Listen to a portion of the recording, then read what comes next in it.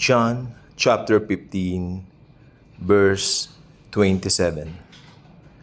Peace I leave with you.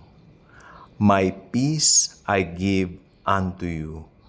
Not as the world giveth, give I unto you.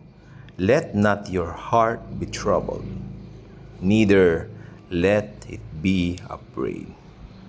Si Jesus na po ang nagsasabi sa ating, huwag tayong mag-alala, okay? Sapagkat meron tayong kapayapaan na nanggagaling sa Kanya. So, kung mapapansin nyo, meron din palang kapayapaang iniaalok ang mundo. Bakit? Sabi niya, not as the world give it. Ibig sabihin, the world give it peace. Pero, hindi po yun peace, kundi fish. Fake peace. Bye-bye.